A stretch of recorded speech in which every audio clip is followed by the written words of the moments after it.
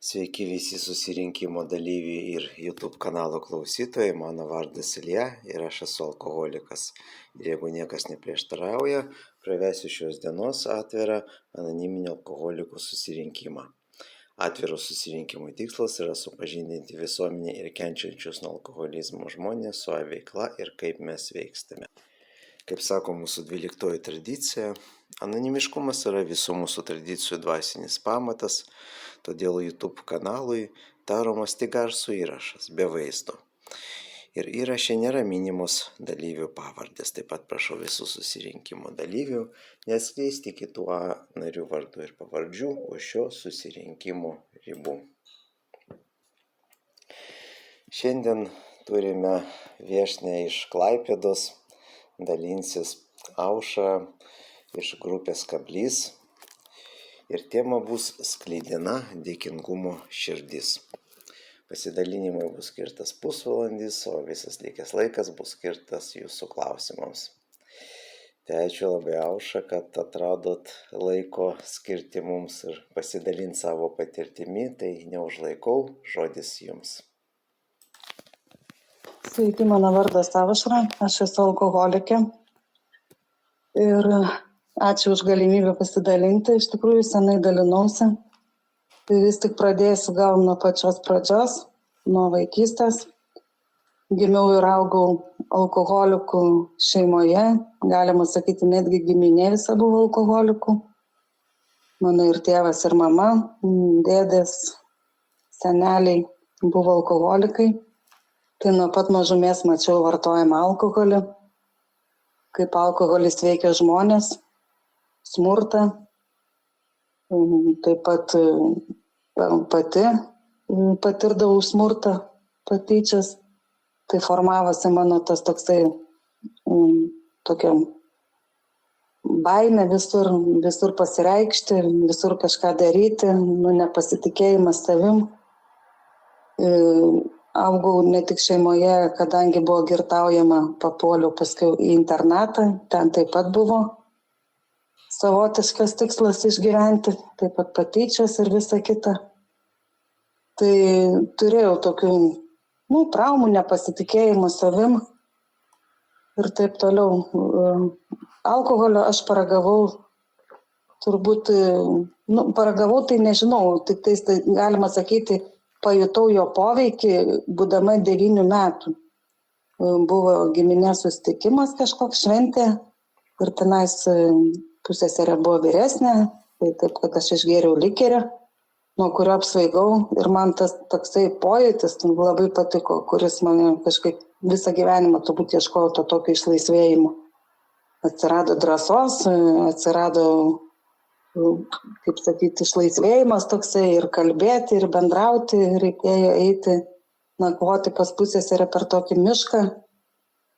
Tenais partizanų šaudydavo dieną, aš ten bijodavau eiti, o tada aš ėjau drąsiai per laukus, per tą mišką, be baimės, be nieko. Tai va tas toksai išlaisvėjimo pojūtis pirmą kartą, atsimenu, man buvo 9 metų. Ir ko gero aš visą gyvenimą ir gaudžiau tą tokį norą išlaisvėjimo ir nieko nebijoti ir kaip sakyti. Tai taip, kadangi augau internate, reikėjo kažkaip išsilaikyti, mokytis labai nenorėjau. Buvo tokia galimybė, jeigu atneši pažymą iš darbovietės, kad tu dirbi nevalkatauji, tai tu gali nesimokyti. Aš anksti pradėjau dirbti, jau nuo 13 metų aš dirbau oficialiai, darbovietė davė bendrabutį, gyvenau su sese. Tai va tą tokį laisvą gyvenimą, kaip sakyti, aš jau turėjau anksti, kadangi buvom be tėvų, niekas nekontroliavo, dirbau restoranuose, kavinėse, tai laisvė buvo. Kažkaip ta tokio išgėrinėjimas būdavo mano tik tais toksai savaitgalinis su draugais. Tas susitikimas toksai, išlaisvėjimas, paskui tas išgėrinėjimas pereidavo jau į kas vakarinę.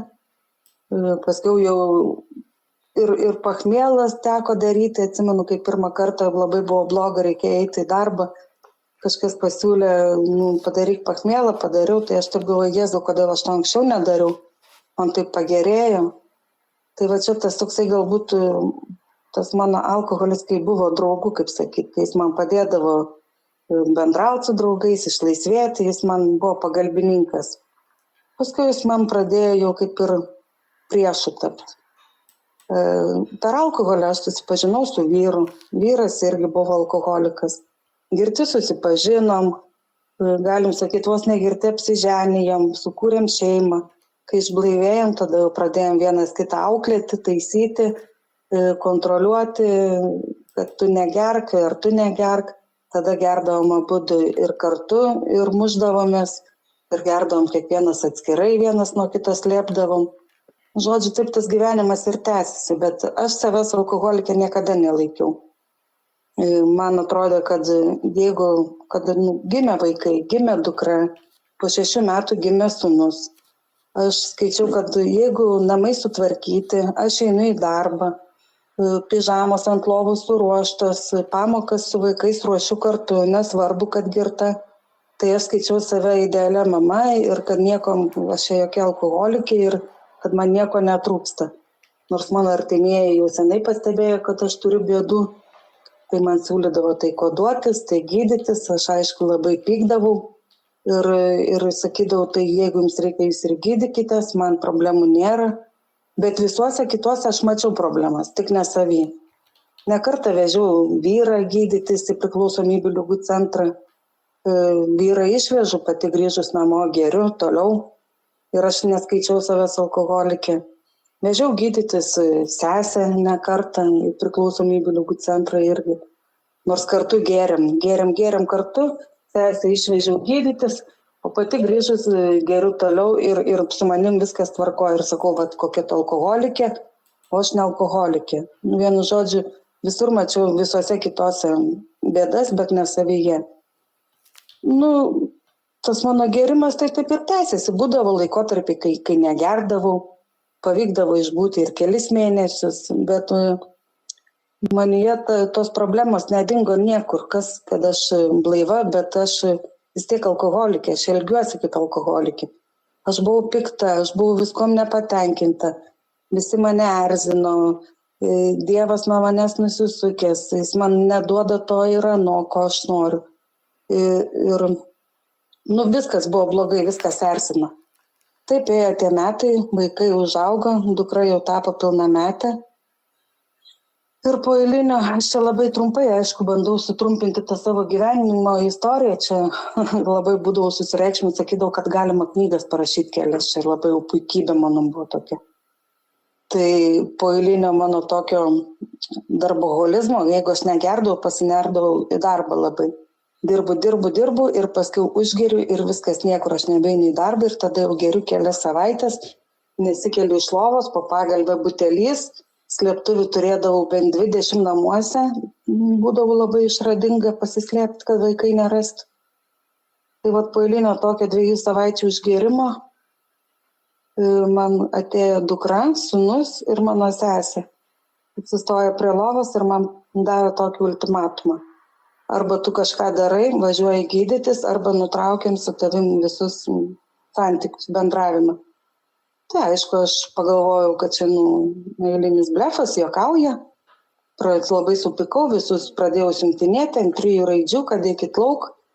Aš norėjau gerti toliau, mano iškratė visas slėptuvės, viską atrado, išpylė, tai kas labai mane dar labiau įsitino. Galvojau, išeis, tai aš kaip nors nuroposiu iki kokio lubario, kad nusipirkti išgerti. Bet jie neišėjo, jie pakaitom sėdėjo ant mano lovos ir laukė, kol aš išblaivėsiu. Tai taip parą jie pasėdėjo, kol aš biškelį atsigavau, tada galvoju, kad įtikti, užsiregistruosiu į priklausomybių ligų centrą. Užsiregistravau, vietą turėjo būti man gultis tik po 2 savaičių. Aš galvojau, čia padariusi žygdarbį ir jau čia viskas bus gerai, čia su manim visi bendraus.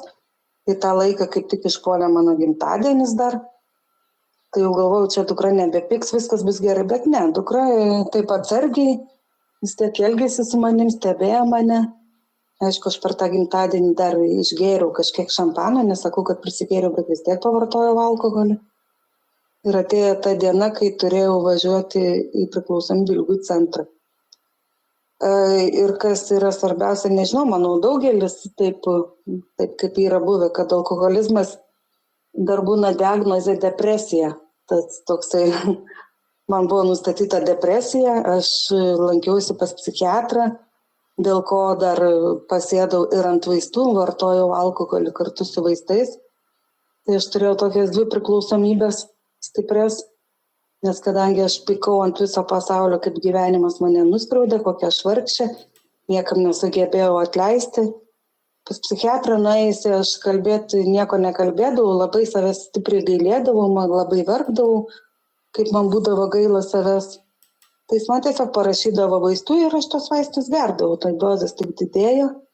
Ir į priklausomybių ligų centrą aš važiavau, kaip užsiregistravau, pati įvardinau, kad gydytis ne alkoholizmo, nes aš nelaikiau savęs alkoholiką, o gydytis nuo priklausomybės vaistams.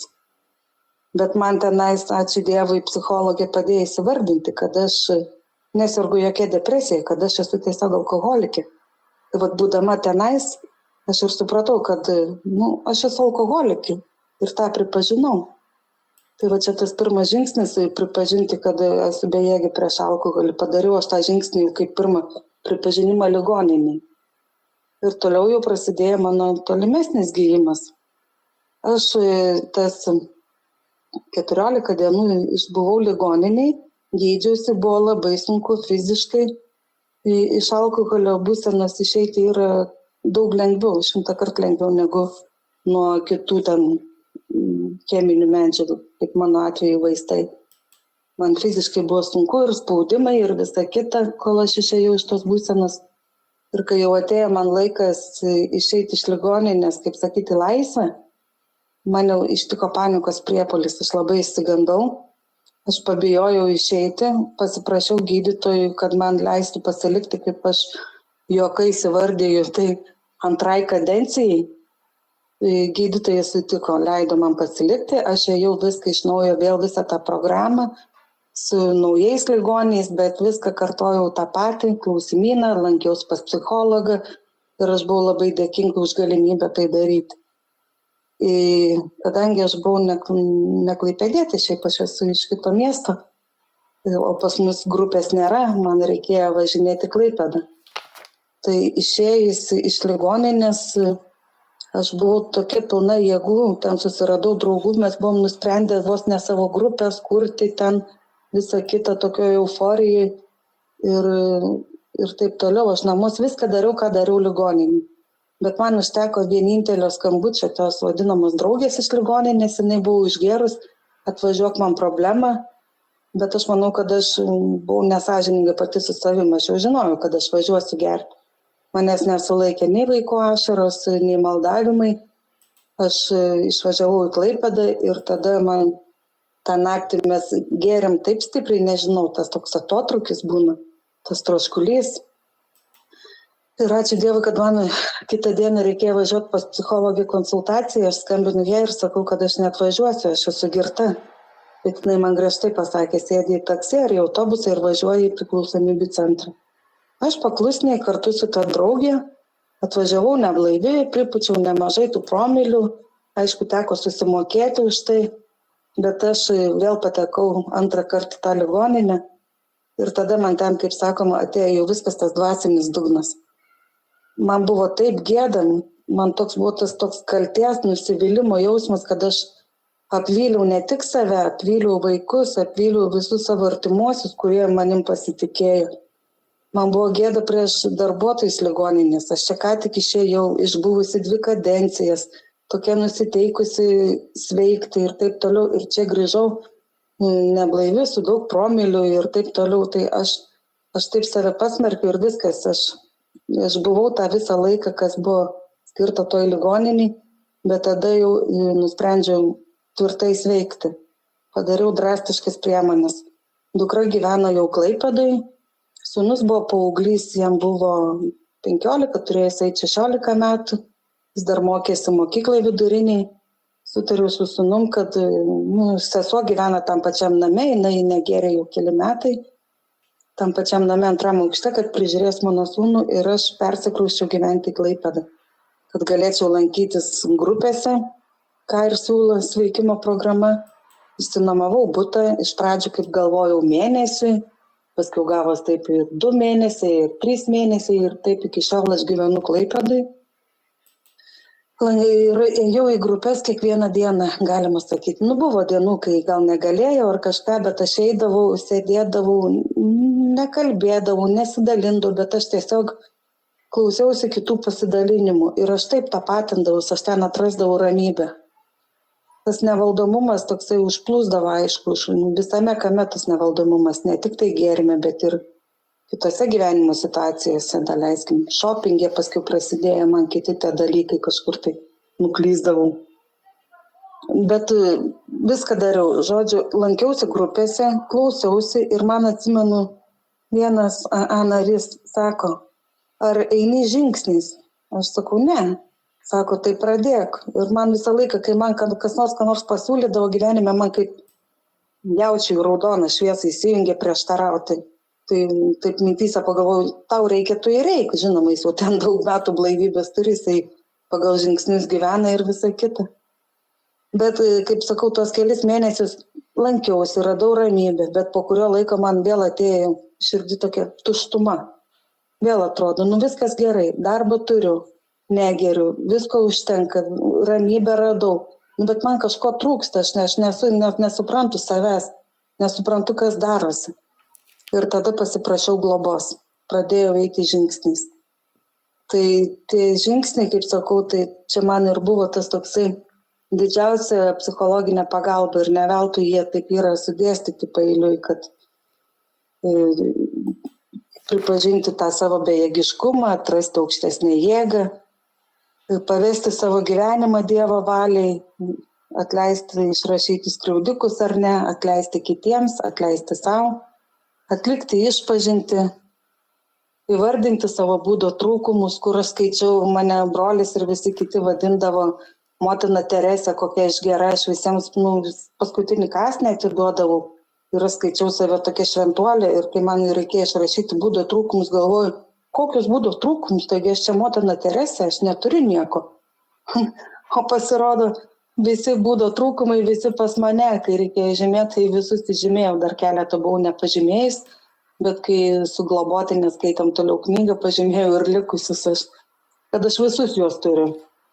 Aš esu alkoholikė, esu savanaudė, jeigu kažką duodavau žmogui, tai aš visada laukdavau mainais, kad man už tai būtų atsidėkota. Ar man kažkas kažką privalo tada jau atlyginti, jeigu aš kažkam padariau gerą.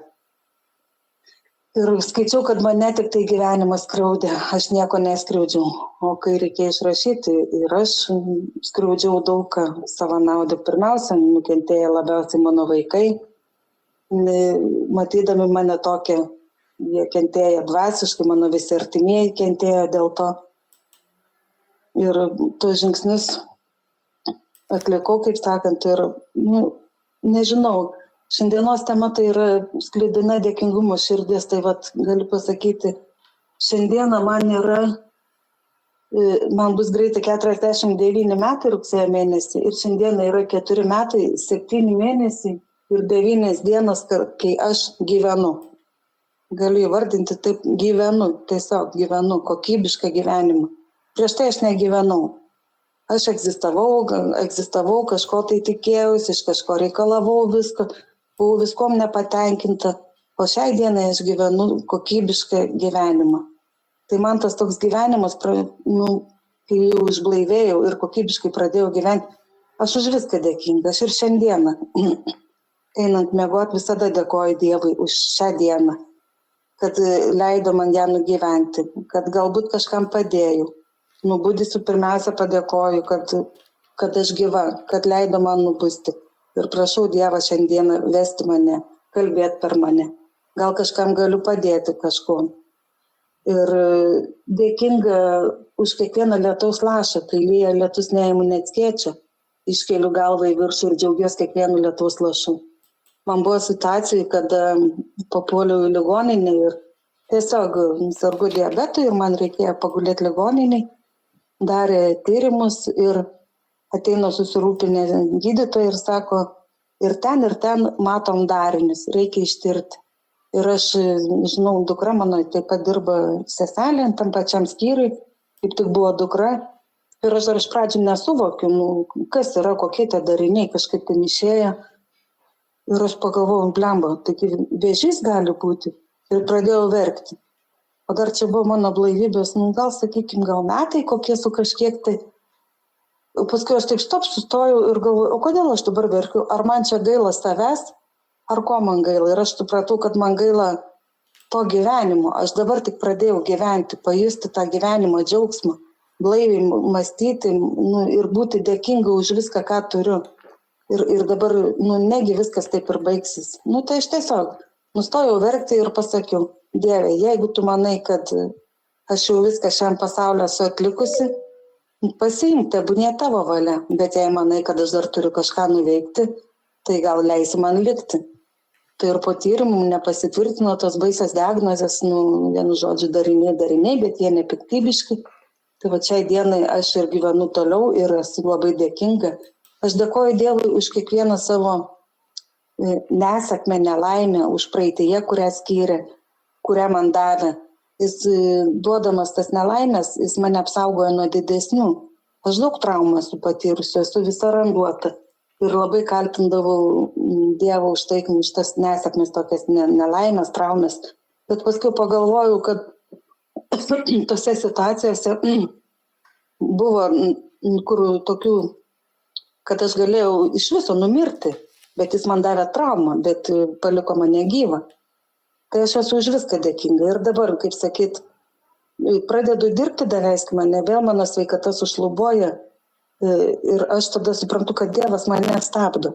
Jis man stabdo, sako, stop, dabar tu turi pasidžiaugti anūku, turiu anūką, turiu kažką nuveikti, padėti. Bet aš, kaip sakyt, neturiu savo nuosavybės turto kažkokio, bet aš turiu stogą virš galvos. Aš negyvenu gatvėje ir už tai esu dėkinga. Aš dėkinga už viską, ką turiu. Aš, kaip sakyt, turiu stogą, turiu pajamas ir man visko užtenka. Seniau, kad aš ir dirbdavau daugiau, bet man visada visko buvo negana. Aš vis norėjau daugiau ir vis man visko neužteko. Norėjau namo, bet dabar galvoju, o ką man tas namas? Juk aš 5 kambarių su viena šikna neapsėsiu. Man užtenka vienos lovos atsigulti, man užtenka, kad ir nuomojamo butą, bet aš turiu galimybę laiku susimokėti nuomą. Aš valgau gerai, galiu ir padėti vaikams, man užtenka pinigų. Tiesiog aš įvertinu tai, ką turiu, kad man visko gana. Nereikia norėti kažko tai, nežinau. Tiesiog sakau, už viską esu dėkinga. Dėkinga, kad vaikai sveiki, kad anūkėliai sveiki. Tiesiog už puikų gyvenimą, kaip sakyti. Tai nežinau, gal dabar klausimams laikas. Jeigu turit klausimų, užduokit. Ačiū labai, Aušra, už nuoširdų pasidalinimą. Tai turime pakankamai laiko klausimams. Ir klausimus galite užduoti ne tik iš šiandienos temos Sklidina dėkingumo širdis, bet jeigu jūs turite klausimą, kuris jums aktualus, tai drąsiai junkit mikrofoną ir užduokit. Ir žinoma, klausti gali visi susirinkimo dalyviai. Tai laukime klausimų. Alkoholikė Rasa, labai dėkoju už pasidalinimą. 100% susitapatinau, dar mūsų ir blaivybės data ten kelių dienų skirtumas, tai kažkaip tai faina buvo klausytis. Tiesiog, kaip ir apie save, ir iš tikrųjų man irgi blaivybė yra dėkingumas tas varikliukas, kuris tą blaivybę, kaip sakant, palaiko ir tą gyvenimo džiaugsmą tokį teikia. Aš gal norėjau paklausti, dabar santykiai su artimaisiais. Ir būtent kaip pavyksta tą tokią, kaip pasakyti, tą nuolankumą su artimaisiais, kad juos priimti tokius, kokius yra, kaip sakai, kad tenai neaiškinti ir ne kažko tai ten nekontroliuoti. Tai tie santykiai su artimaisiais. Ačiū tam. Ačiū už klausimą.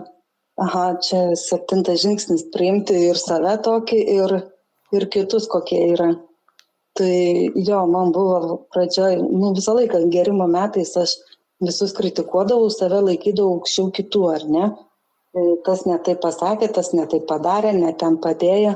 Bet aš sakau, nebereikalo žingsniai eina palaipsniui, tai kaip išrašai to savo būdo trūkumus ir pamatai daug savyje visko to, tai tiesiog man atėjo savaime tas toksai, kad priimti ir save, kaip sakau, ko aš negalėjau, išsikalbėti pas psichologus, nes man buvo savęs labai gaila, aš buvau labai menkos savivertės, bet kitus labiau kritikuodavau. Tai būtent žingsnių dėka aš priėmiau save tokią, kokią esu. Ir man nesvarbu, ką apie mano žmonės, aš esu tokia, kokia esu. Ir kitos tokios nėra. Taip pat ir žmonės, tokie, kokie yra. Daleiskim, koks man buvo pirmas toks pasidalinimas, ar ne, pastebėjimas. Eina žmogus gatve, eina, paėmė, pabėgo biškį ir toliau eina. Aš anksčiau būčiau sakęs, Jėzau, koks debilas, bet paskui aš taip nusišypsojau tada ir pagalvojau, kaip fainai, žmogus užėjo jam emociją. Tai jisai išleido tą emociją, tą tokią, adrenaliną ir vėl sustojo ir eina. Tai tiesiog aš ir nekritikuoju. Ir tiek autobuse, ar kažkur, ar bendravime su savo artimaisiais. Jie yra tokie ir aš nebandau keisti. Kaip sakau, kontroliuodavau, tu ten pasidėk ar batus, ar tu taip daryk. Dabar ne. Yra kaip yra. Jeigu tau gerai, tai tu ir žiūrėk. Dabar kažkaip labai lengvai žiūri visą tai. Aš nežinau, ta programa veikia stebuklingai, aš net nemoku paaiškinti, kaip viskas vyksta, bet vyksta taip. Aš priimu ir aplinką, ir žmonės, kaip jie elgėsi. Ir nekritikuoju, sakau, kai pasikeičiau aš pati programos dėka, tai aplinkui netgi atrodo, kad ir žmonės pasikeitė. Mūsų bendravimas tapo atviresnis, ko anksčiau negalėdavom ten išsisakyti ar kažką. Dabar aš paprašau, jeigu aš tave erzinu ar kažką netaip darau, būk, pasakyk man, aš galbūt nepastebiu, čia yra mano būdo trūkumai. Ir dėkoju Dievui, kad mano dukra irgi, kadangi irgi mano vaikai yra alkoholikų vaikai, sūnus nelanko, dar jisai nenusprendęs lankyti, bet dukra eina į SAV grupės, tai irgi sveiksta. Tai mes galim sakyti, abidvi sveikstam. Tai tiesiog mokomės ir būnam ir galiu pasakyti, tie santykiai dabar yra nuostabus. Nes per dieną, aš nežinau, turbūt ištisai ant telefoną sėdam ir šnekam, ir bendraujam, ir nekontroliuojam ir nesikišam. Jinai priima mane su mano galbūt jai nepatinkančiais kažkokiais trūkumais mano būdo. Bet aš, kaip sakau, 10 žingsnį esu nuolatos stebiu save, kaip aš elgiuosi, ką darau. Tai labai mėgstu sakyti, kaip girdžiu, kiti sako, praėjau žingsnius. Aš nepraėjau jų, aš jais gyvenu. Ir nėra taip, kad nebūtų kažkokių nukrypimų. Žinoma, aš esu žmogus, aš esu alkoholikė ir aš visada ją būsiu, bet aš dabar išmokstu pastebėti. Grįžti atgal ir į antrą žingsnį, daleiskim, nevaldomumas mano dažnai pasireiškia visame, kame ten kokiam leptelėjime noras pasakyti kažkokią pastabą, neišklausyti ar pertraukti žmogų, ar, kaip sakau, tame kitame trūkume ten. Užsimaniau ir man reikia kažką nusipirkti, bet stabdau save. Tai čia visur tas nevaldomumas. Ar būdo trūkumus pastebiu savo, ką aš jau noriu daryti. Labai dažnai išlenda mano tas toks noras valdyti. Kitam aiškinti, ar kad jis turi elgtis taip, kaip aš noriu. Bet aš pastebiu, taip pat atsiprašau ir kaip sakyt, gyvenu žingsniais. Tai ar atsakiau klausimą? 100% ir vėl apie mane papasakoji. Ačiū labai labai. Ačiū tau. Tai ačiū Rasa už klausimą. Taigi laukiame klausimų. Jeigu kas neturit galimybės paklausti balsu, galima parašyti klausimą į mūsų pokalbio čatą. Pasidalinimą. Čia paminėjote antrą žingsnį, tai kažkaip pagalvojau, kas įstikiname, kad tik galingesnė už mus pačius gali grąžinti mums sveiką mąstymą, bet kas pačios manimo šiai dienai atrodo sveikas mąstymas. Nes man anksčiau atrodo, kad aš visą ir turiu tokius mąstymus. Tai įdomu, kaip pas jūs pasikeitė nuomonė ir kas jūsų manimo yra sveikas mąstymas. Ačiū už klausimą. Tai tas galingesnė už mus pačius jėga, tai kai aš atradau savo Dievą, kaip sakau. Vat, man buvo labai iš pradžių kažkaip sunku su ta aukštesnė jėga, kaip kiti dalindomis, aš labai klausydavau, ką jie turi omeny, ar tą Dievą bažnytinį. Mano atveju bažnytinis, aš tikėjau Dievą, buvo taip, baba mane vesdavosi bažnyčią, aš tikėjau į Dievą ir tos poterius mokėjau, bet aš iš Dievo, aš jam nedėkodavau, bet aš iš jo reikalaudavau, vis reikalaudavau, tu man privalai duoti, Dieve duok man, neduoda, aš pykstu, tai aš kažkaip tikėjau tą bažnytinį Dievą, bet savo aukštesnės jėgos tokios kaip ir neturėjau. Aš stengiausi bet kokią aukštesnę jėgą susikurti, bet ką, kad kas man padėtų tikėti. Pradėjau tikėti savo mirusiais išėjusiais, kad jie man padeda. Savo visatą ten kelis būdus ten susikūriau, mano nesveika galva buvo susikūrusi kelias aukštesnės jėgas. Bet galiausiai man atėjo ta visuma, kad į vieną, yra Dievas aukštai. Aš kažkaip man asocijuodavos tas paveikslas Dievo bažnyčiai, bet dabar man jisai yra kažkur aukštai, aš jo nematau, bet jis mane myli ir mane saugo. Irgi nemoku pasakyti, ateina turbūt tas gėjimas toksai, kada tu jau pasiduodi tam Dievo valiai ir nusprendi sveikti, bet kokiais būdais. Tai vieną dieną sėdint, būtent man atėjo tokia šiluma širdį, aš pajutau tokią ramybę. Ir aš supratau, kad yra ta aukštesnioji jėga, kuri mane saugo, mane myli ir man padeda. Ir Dievas baudžia, bet jis baudžia iš meilės. Jis norėdamas tau parodyti kelią, ką tu negerai darai. Tai tas sveikas mąstymas man ir atėjo, kad žingsnių dėka, aš sakau, palaipsniui atradau aukštesnę jėgą, paskiau tas trečias žingsnis, nepavedu savo gyvenimą Dievo valiai. Man trečias žingsnis irgi labai stebuklingai kažkaip viskas vyko, sakau, nuvažiavom su globėja, bet kaip tu visą tai priėmi? Aš manau, jeigu tu esi pasiruošęs sveikti pagal programą ir atsiduodi visą tai sąžiningai, svarbiausia mano kredo yra, ką ir sakau globotiniams, kad pirmiausia reikia būti sąžiningai su savim ir paskui jau su kitais. Jeigu tu nebūsi sąžiningas savo, kitus tu gali apgauti, bet savęs neapgausi. Tu turi pasiryžti sąžiningai sveikti. Tai aš labai į viską žiūrėjau, man ateidavo atsakymų, tiesiog nežinau, aš išduodu kažkokį savo klausimus, man iškyla ir aš ieškau atsakymą, aš nerandu jį.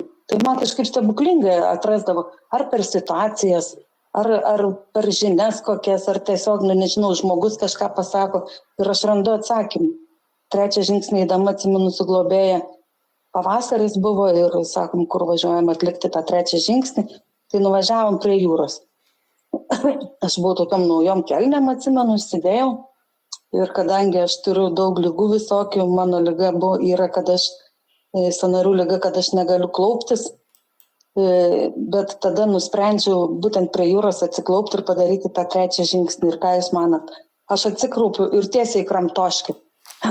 Ko seniau būčiau labai supykusi ir turbūt pasakys, ten nusikeikusi ir naujos kelnės čia ir visa kita, bet aš priėmiau tai kaip ženklą Dievo, kad jeigu tu gali, tai klaupkis dažniau, melskis, klaupkis. Jis mane prikibdė ir bandžiau skaityti maldą, pasidėjom knygą, galvojau, kalbėsiu maldą, žiūrėdama į knygą ir taip toks švelnus, nors nebuvo vėjo, švelnus vėjelis papūtė, tai čiungsti ir užvertė tuos lapus.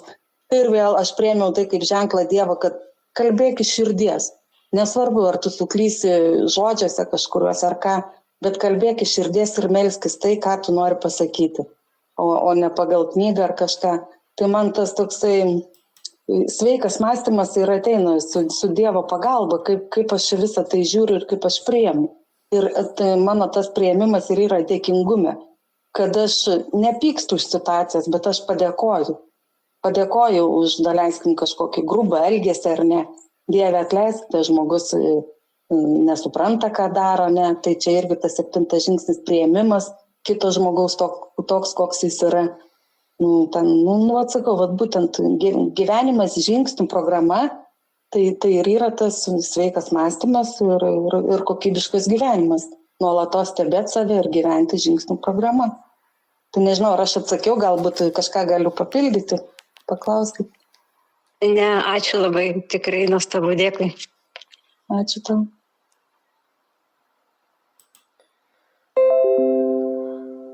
Ačiū labai Violeta už klausimą. Prašome, klauskite.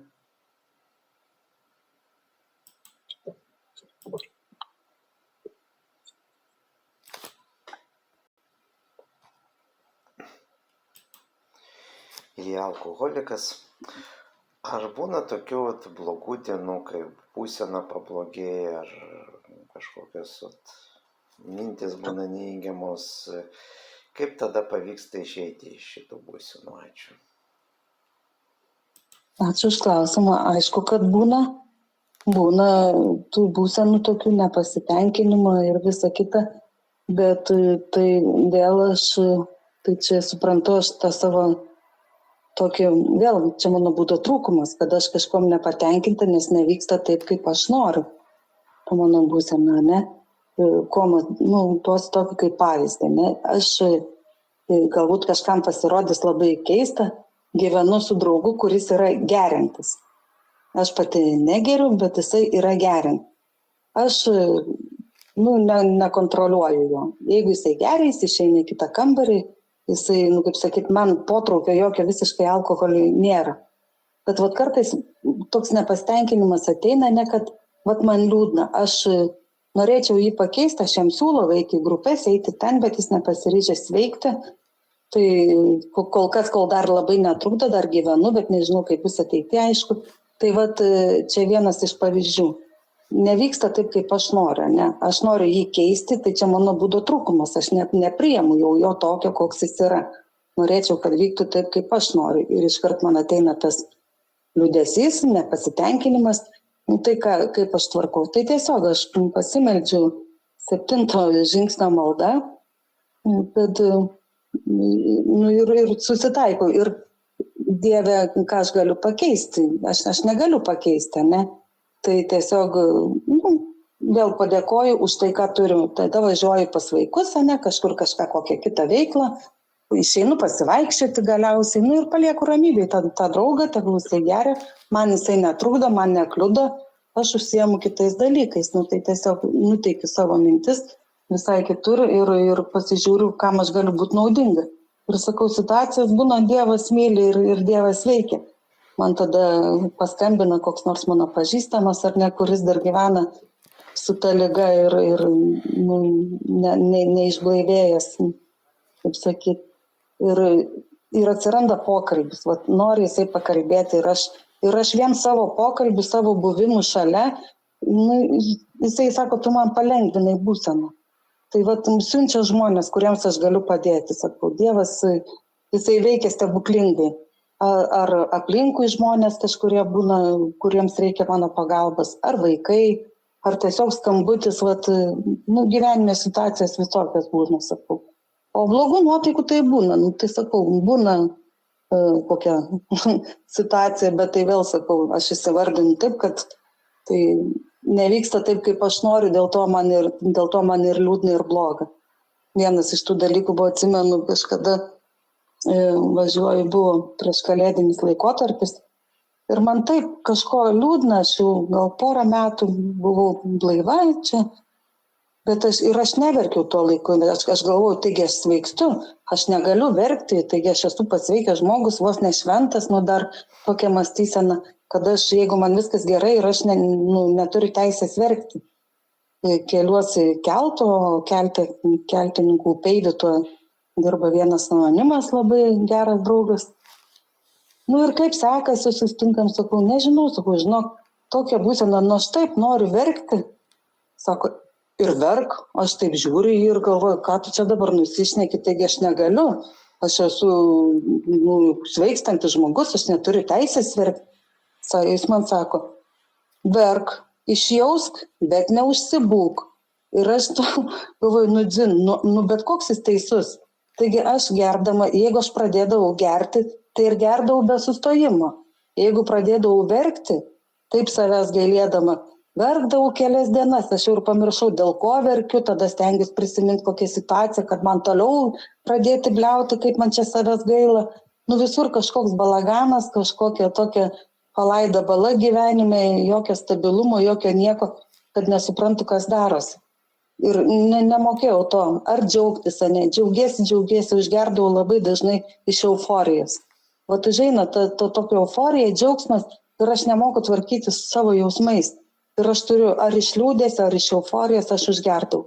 O dabar, kai ateina tas stabilumas, save stebiu ir suprantu savo jausmus, aš moku valdyti, tiesiog malda, neužeina džiaugsmo protrukis, tai aš pasimeldžiu Dievę, duok man ramybės, duok man dėkinga aš tau už tą situaciją, tiesiog leisk man visą tai suvokti ramiai, be jokių tų emocijų tokių didelių. Tai tiesiog išeini, ar greitų žingsnių paeini, kadangi bėgti negaliu, paeinu greitų žingsnių, kad tą adrenaliną išleisti. Jeigu liūdna, tai kažkas vyksta situacija, tai tiesiog Dieve, tokia tavo valia, tai aš nieko negaliu pakeisti, čia tavo valia. O daug artimųjų, ar ne, kurie nesusitvarkė, ten iš mano pažįstamų rato, su kuriais kartu sveikau, yra jau daug išėjusi, žinoma, gaila jauni žmonės, bet tai Dieve, tokia tavo valia, tu jiems davėjai šansą, jie su to nesusitvarkė, tai tu ir patraukiai, kadangi nematai, kad jie kažkam gali duoti naudos ar dar naudingi. Tai vat tas toksai, tai ir sakau, tas emocija, tas toksai ir stebėjimas savyje, supratimas, kaip sakau. Tai va dabar, jeigu užeina liūdesys kažkoks, aš paverkiu trumpai, tai čia yra, aš kaip sakau, čia yra emocija. Darbė būna situacijų, sakau, kadangi aš esu vyrėja, man užeina koks zavalas, mes tenais ir apsižodžiuojami, ir sasiskam apsimėtom, kaip sakau, bet aš kaip seniau supykdavau ir nesišnekėdavau kelias dienas, laikau tą pyktį, tokį neapykantą ir įtampą darbą. O dabar aš išleidau emociją, bet aš taip pat priėjau prie žmogaus ir pasakiau, atsiprašau, čia buvo mano emocija, atleisk man, jeigu aš tave įžeidžiau, aš iš tikrųjų taip negalvoju. Tiesiog čia ir viskas tvarkoj, aš suprantu, apsikabinam ir mes dirbam toliau be pykčių. Viskas gerai, išleidom emociją, ar džiaugsmas, ar pyktis, tiesiog emociją pasakom, atsiprašom, jeigu įžeidam, bet nuoširdžiai, ne tai, kad žodžiu atsiprašau, bet aš iš širdies atsiprašau. Jaučiu kaltę, tai atsiprašau, jeigu mane įžeidė žmogus, jeigu aš kažkom tai pajutau, kad man skaudu, aš tada prieinu prie jo ir pasakau, žinai, man skaudu, ar tu iš tikrųjų taip galvoji, ar aš iš tikrųjų taip elgiuosi. Tiesiog visur kalbėjimas atviras ir nelaikymas savyje ir tai padeda. Tiesiog toksai tas bendravimas. Ar atsakiau? Jo, ačiū labai ir išsamei. Ir paminėjot tokią frazę, kad aš pasveikusi, kaip aš galiu verkti, jeigu aš teisingai išgirdau. Ir tada toks klausimas, kaip pavyko išeiti iš tos iliuzijos, kad jau pasveikusi esat? Ačiū už klausimą, labai vengiu to žmogaus, to žodžio pasveikusi. Ar aš sakiau pasveikus, dabar nežinau, ar aš sakiau sveikstanti. Nežinau, man buvo užduotas kažkada klausimas irgi, ar laikai save pasveikusi. Ne, aš ir knygai parašyta, kaip daugelis vyrų ir moterų pasveiko nuo alkoholizmų. Tai kažkaip labai to klausimu diskutuodavau. Ne, aš visada sakau, kad aš nesu pasveikusi. Aš nelaikau savęs pasveikusi. Aš savo ligą, alkoholizmą prilyginu kaip vėžį. Aš esu remisijai. Aš negaliu nuspręsti ar atsakyti, kaip žinoti, kas manęs laukia kitą dieną, ar ne, kas mane ištiks. Aš gyvenu po vieną dieną, šią dieną, dėkoju Dievui šią dieną, dėkoju labai už tą patrauktą norą alkoholiui. Aš nevartoju jokių vaistų, kur yra alkoholis. Išskyrus injekcijas, kai darausi, ten nuo skausmo leidžia vaistus su spiritu, ne ten tą vietą patepu. Negeriu jokių lašų, kur yra alkoholis, visiškai nieko nevartoju. Ir sąmoningai tai darau. Nes aš nežinau, kaip gali mane paveikti. Aš iš tikrųjų nenoriu gerti, nėra traukos, bet kad pasveikusią save nelaikau. Aš dėkinga, aš prilyginu kaip vėžę. Aš esu remisijai ir už tai esu dėkinga. Tai gyvenu tokią nuostatą. Jo, ačiū labai už atsakymą. Dar turime laiko, prašome, klauskite.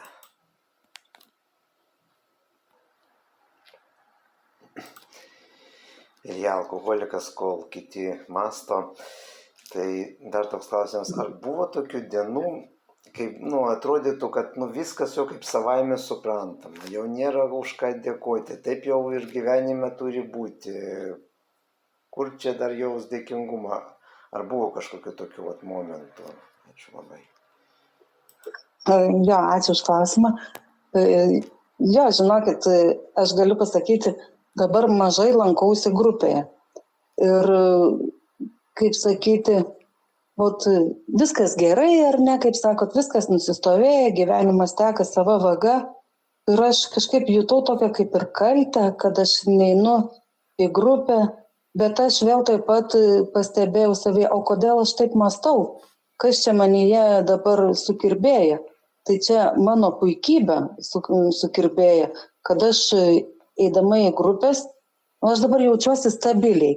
Man kaip ir viskas gerai, ar ne, aš atrandu kitos veiklos ir tokią kaltę pajutau mano puikybę, kad prieš kitus pasirodyt, kad aš čia lankausi ir kitaip. Kad, bet jeigu man viskas gerai, tai aš ir galiu ir neiti tą grupę, aš sulaukiu skambučio kažkam kitam žmogui, šalia esančiam galbūt galiu padėti kitaip. Ir paskui man tas kaltės jausmas dingo. Nueinu aš į grupę, kartais nueinu, bet ne dėl to, kad aš privalau ar iš kaltės. Tiesiog užeina noras, kad aš nueinu. Ar blogai pasijaučiu ir nueinu. Tai sakau, tas toksai, dabar ir yra būtent tas momentas gyvenimo, kada man viskas gerai, gyvenu puikiai, stabiliai, aš savo atpažįstu jausmus ar ne, emocijas ir moku su jais susitvarkyti. Tai. O iš pradžio aš eidavau, sakau, kai man reikėjo to ramybės neradau, tai aš eidavau kasdien, nes sakydavau, aš ateinu ir taip įvardindavau, atėjau pasimti vitaminų dozes, dvasinės vitaminų dozes, nes man tas ėjimas į grupės, jis man suteikdavo jėgų, stiprybės dvasinės, kaip sakau, aš išeidavau rami, tokia, visai kitokia. Man tuo momentu būtent reikėjo grupų. O dabar, sakau, rečiau einu, bet galbūt reikėtų pradėti eiti dažniau, nežinau, matysiu, kaip čia man bus. Bet dabar taip ir gyvenu, kaip sakot, viskas gerai, viskas teka vaga ir stebiu save ir gyvenu žingsniais. Tai ar atsakiau? Jo, ačiū labai ir kad paminėjot, kas mane dabar labai palietė, kad pas jūs nėra kaltės jausmo, kad jūs neeinate grupę. Ir man tai yra labai fainas toks, atradimas. Nes, yra tie mitai, kiek čia turi žmogus eiti į grupę ir mane ten globėjas labai prisingavo, kodėl tu taip retai eini, reikia gal dažniau eiti. Ir jūs taip atsakėt, kad, viskas okei, aš neinu, nes jaučiuosi gerai ir, neprivaloma, nėra to, kad tu privalai ir kažkokių tokių, ribų kažkokių, kad, tai tas mane labai dabar palėtė. Tai čia tas yra būti sąžiningu pirmiausia su savim. Tai aš sąžiningai įsivardinau savo būseną, kaip aš sąžiningai, ir aš save apgaudinėju, eidama per prievartą į grupę, ar ne, kad pasirodyt prieš kitus. Aš sąžiningai vardinu, aš nekalta, man viskas gerai, kaip sakyt, man vitaminozė gali ištikti, ne kaip, aišku, čia jokio forma, bet eidavau, kai man būdavo bloga, kai jaučiau, kad man reikia. Dabar šiuo momentu jaučiu, kad man nereikia, galiu rečiau eiti. Tai taip. Tai dar kartą ačiū labai už atsakymą ir dar turim laiko klausimams, tai klauskit, kol dar susirinkimas nesibaigė. Jeigu niek daugiau neklausia apie tai, yra skirtingos nuomonės. Tarkim, jeigu jums paskambina pažįstamas, sako, man labai bloga, gelbėk ten, atvežk, man ten alkoholio reikia mirštų. Jūsų veiksmai, ar vežtumėt ar ne? Dėkui. Ačiū už klausimą. Ne. Ir net kažkaip ir net nesulaukiu dabar tokių skambučių, kad man atvežk ar kažką, ar man reikia. Ne, vežti tikrai neveščiau. Tiesiog sulaukiu skambučių, jeigu man skambina moteris, blogos būsenos, čia užgeriu, tai tiesiog pokalbis užtrunka mano apie sveikimą, žinai, ką daryti.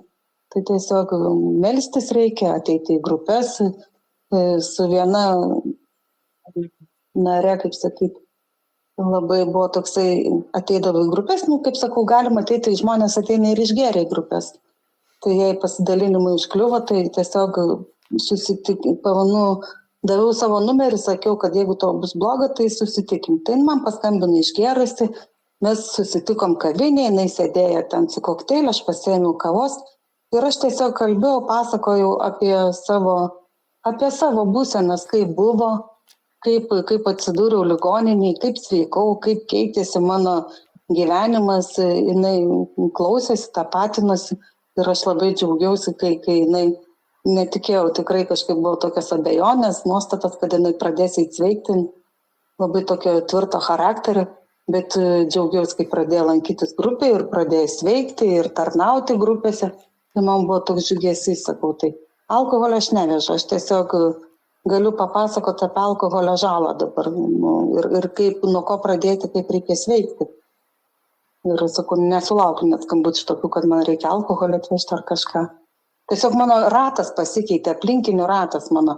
Tie žmonės kažkaip savaime Dievas jos patraukė į šoną ir irgi nejaučiu jokios kaltės ar sąžinės graužaties, kad aš nepaskambinu ar man nepaskambinu. Mano ratas aplinkinis visiškai pasikeitė, kad mano pažįstami nariai ar mano artimieji, ar tiesiog kiti nauji pažįstami atsirado mano rate, kuriems nereikia nieko vežti ar kažko duoti. Tai vat, man viskas susiklostė taip Dievo dėka.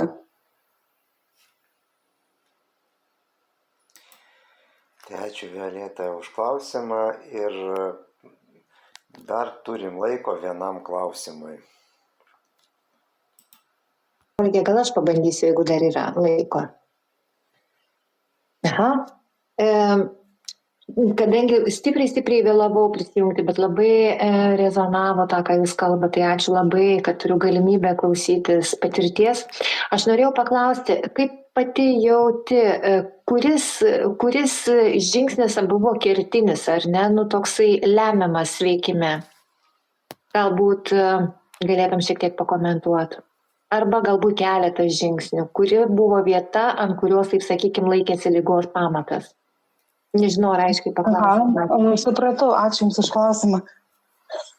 Kertinis, aš galiu pasakyti, kad man buvo sunkiausia 4. žingsnį atlikti.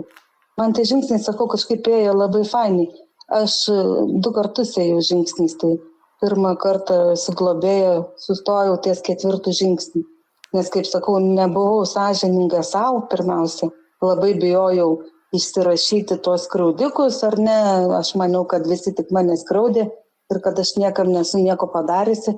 Tai aš tiesiog sustojau ties 4. žingsniu ir nustojau eiti žingsniais. Tai vėl kurį laiką buvau be žingsnių ir paskiau tiesiog aš nebuvau sąžininga nei savo, nei globėjai. Globėja buvo daug vyresnė už mane ir aš jutau, kad aš negalėsiu pilnai atlikti 5. žingsnį, atsiverti jai pilnai, kaip sakyti, išsirašyti, atsiverti, o kaip sakoma, pasirink globėją, su kuriuo gali jaustis atvirai ir saugiai išsišnekėti, ar ne. Tai kurį laiką vėl neėjau žingsnis ir paskui pasiprašiau globos, labai man susitapatinau su savo bendramže. Tai vat su jie kažkaip ir man pasakė, kad tą 4. žingsnį nereikia lysti taip labai giliai į praeitį ir kapstytis. Tau išrašyti reikia tai, kas tau išlenda į paviršių, ar ne? Tai čia ir yra tavo tie skaudžiausi prisiminimai, tie pagrindiniai. Ir tada man tapo lengviau.